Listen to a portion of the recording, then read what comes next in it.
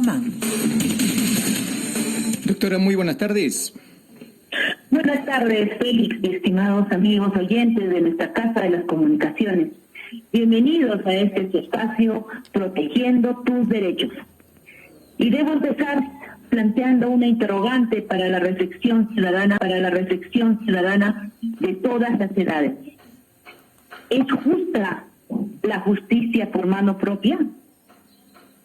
Frente a los hechos de la toma y quema de documentos en la Fiscalía de Familia en la provincia de Huanta, como protesta por la liberación de los jóvenes involucrados, de que en vida fue Daniel Quispe Bautista, un joven de 18 años de edad, en plena flor de la juventud, que realmente nos conmueve profundamente.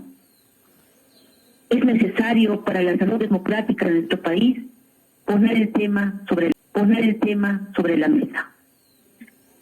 Frente a la cantidad y gravedad crecientes de casos de justicia por mano propia, es urgente preguntarnos por qué la ciudadanía responde a la violencia y la injusticia con más violencia e injusticia. Que cualquier ciudadano puede verse involucrado en un caso de justicia por mano propia, importa preguntarnos qué entendemos por justicia.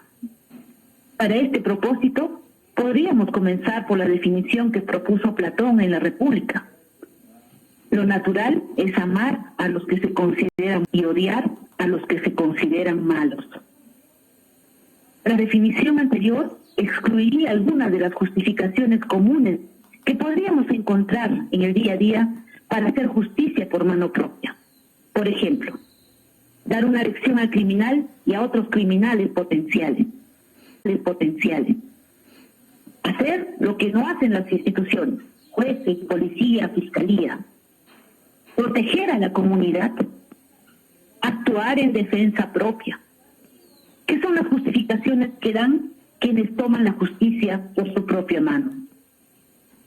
La justicia que acabamos de definir dista mucho de esa imagen simbólica de la justicia que todos conocemos y anhelamos, equilibrada como una balanza y ciega a cualquier tipo de influencia o corrupción.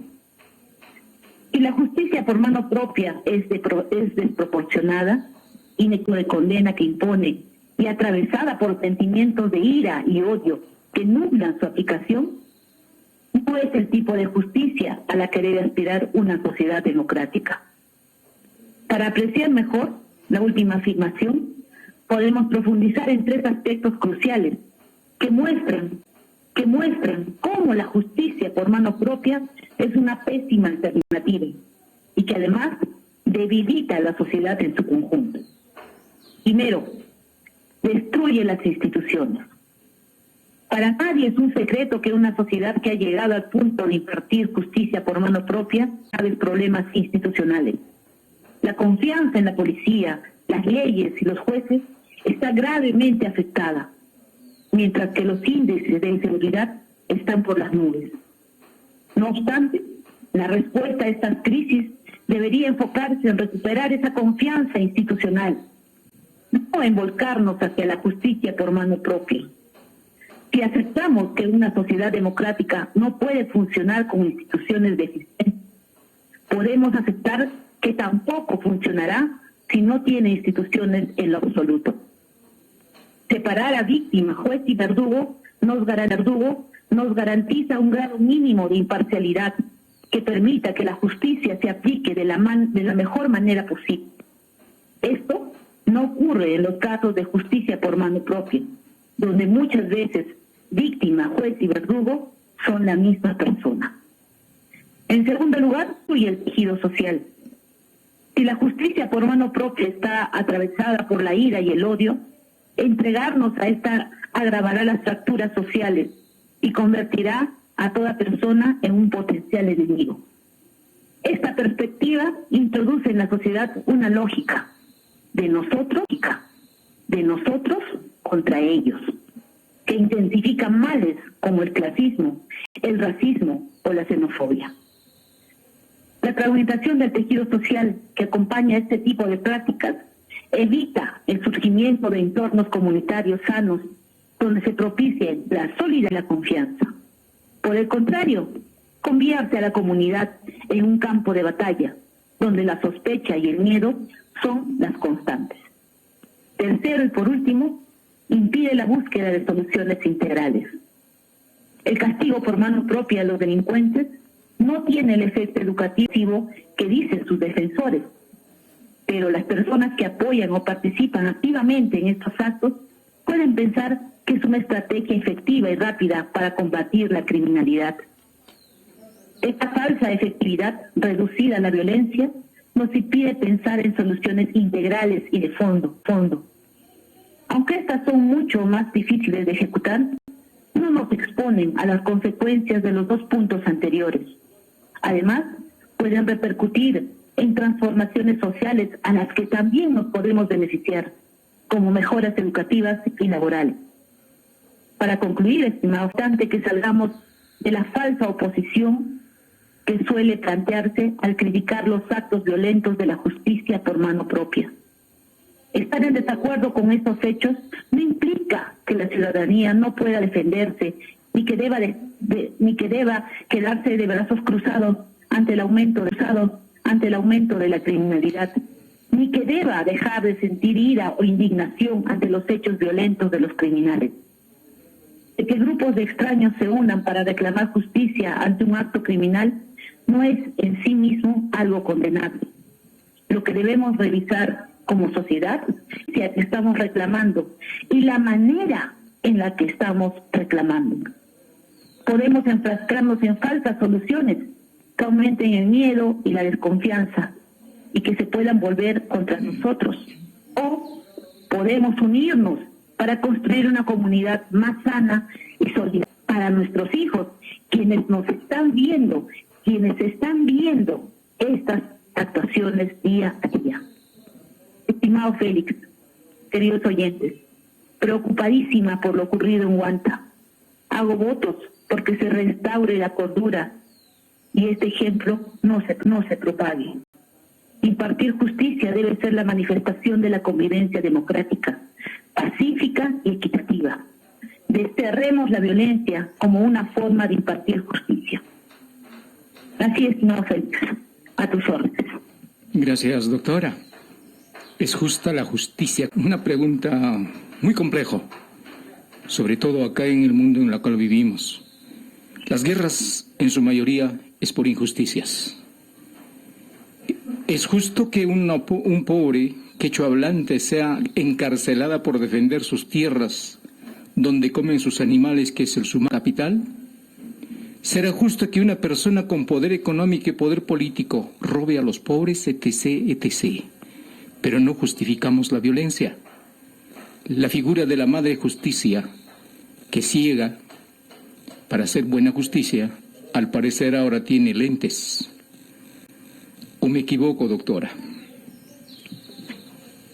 Félix, estamos realmente en una época a nivel nacional y mundial en la que realmente como personas hemos perdido la fe en nuestras instituciones, en nuestras autoridades. Y cuando uno pierde la fe, actúa de forma desproporcional, de forma irracional, porque necesita obtener una respuesta a sus demandas, sean laborales, sean de justicia, sean personales. Entonces, lo que realmente tenemos como sociedad es, en principio, identificarnos con nuestro territorio, identificarnos con nuestra población y sus necesidades. ¿Para qué me dirán?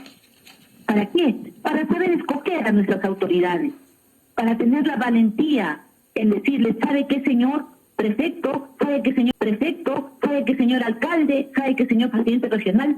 ¿Sabe qué, señor congresista, presidente de la República? Usted está haciendo mal esto. Y actuar por los canales democráticos, porque vivimos en una sociedad democrática.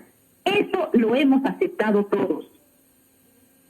Entonces, empecemos por el mea culpa. Empecemos por que nosotros muchas veces, por desidia, por desinterés, porque no es mi problema, no enfrentamos lo que viene ocurriendo, como tú dices, ¿no? Con mi vecino, a quien le han quitado sus tierras, no es mi problema. como el ambulante al que le atropellan sus derechos y lo levantan en niños, ¿no? El carro municipal no es mi problema, se lo buscó, ¿no? O como aquel niño que está en las calles deambulando vendiendo caramelos, no es mi problema, le doy un solcito, compré, limpié mi conciencia y sigo mi vida. Esos ejemplos del día a día nos deben llamar a la reflexión. Esto que ha ocurrido lamentablemente, y desde aquí, desde Protegiendo Tus Derechos, realmente lo condenamos. Es una condena social, es una condena como personas. Lo que ha ocurrido con este joven no puede ocurrir más. Esta forma salvaje en la que murió, pero dejemos que las autoridades hagan. Y si hay un atisbo, y si hay una situación de corrupción, de irregularidad, pues que sean las propias autoridades superiores las que investiguen y las que sancionen ejemplarmente y que lo hagan saber a la ciudadanía. Eso es importante, que no quede ahí, que la ciudadanía sepa que el fiscal superior, ¿no? Que la policía en el área de respectiva de inspectoría investigó y sancionó, y que se publique esa sanción. Eso va a otorgar tranquilidad a la población, que eso no se quedó en cuatro paredes, que eso se quedó pues en un archivo. Entonces, la confianza, estamos perdiendo, la fe en las instituciones, pero eso no nos puede llevar a esta situación de hacer justicia como fuente ovejuna, todos a una. Eso no está bien, Félix. Doctora María Ángela, muchísimas gracias por atendernos y estar siempre al orden del día con nuestras normas y también las leyes que debemos cumplir todos. Para eso está la ley. Gracias, doctora. Bonito fin de semana. Les deseamos y será hasta el próximo viernes. Buenas tardes. Gracias, Félix. Hasta el próximo viernes.